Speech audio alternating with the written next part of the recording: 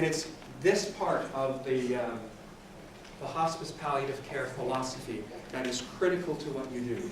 And many of you do this instinctively. Whoever you see them as a person rather than as the cancer in 410 or the emphysema in 9/11 or whatever it might be. It is seeing people as whole that changes your body language when you walk into the room. For those of you who were at my presentation last night, this is a bit repetitive, but it is important for everyone to hear the story. Andrew Farron is a social worker in London, Ontario. And he tells a story of a man in his early 60s, Mr. G, who had a tumor that ate away the bottom part of his face and his throat cancer, and his neck. And it was not an attractive thing to look at. He was on the palliative care unit on Andrew's floor.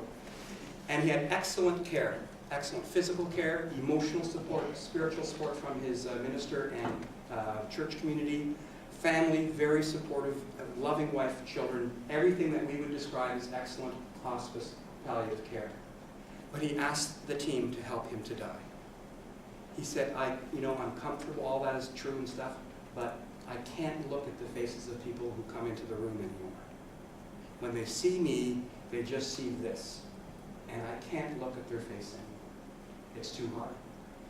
And his wife said, I love him dearly, and I want him to live forever, but I can't take it anymore either. Isn't there something you could give him that would speed this along so that we don't have to go through this any longer?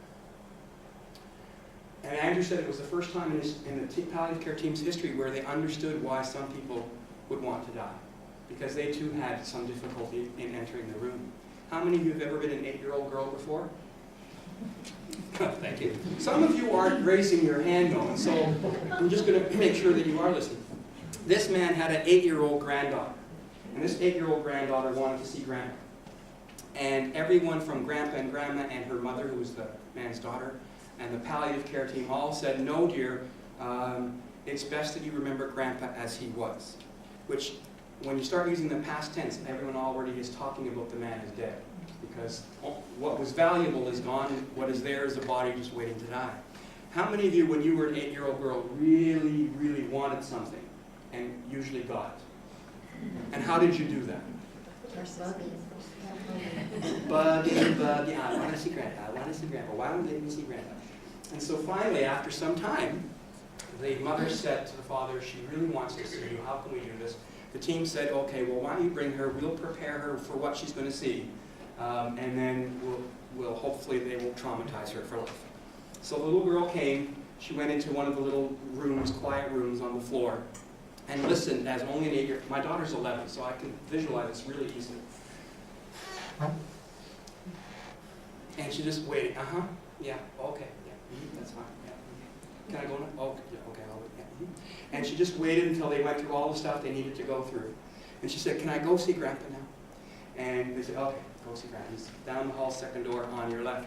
And she ran out of the room, pushed open the door to Grandpa's room, ran to his bed, gave him a big hug and said, Grandpa, I love you, please don't go. And in those 2 sentences, she taught Grandpa, Grandma, her parents, the whole palliative care team, what it means to see someone as whole. That's what it means. She saw Grandpa, everyone else saw man with tumor that looks not very nice. How many of you ever watched Star Trek?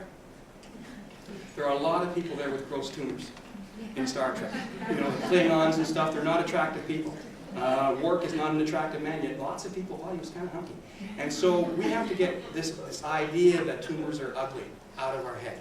We have to imagine that person on Star Trek, on the mothership, going to explore the world, and then we go back to seeing who the person is, rather than the image that we have of them before they got the tumor.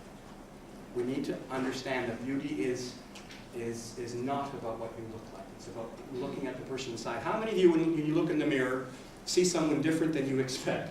Like when I look in the mirror in the morning,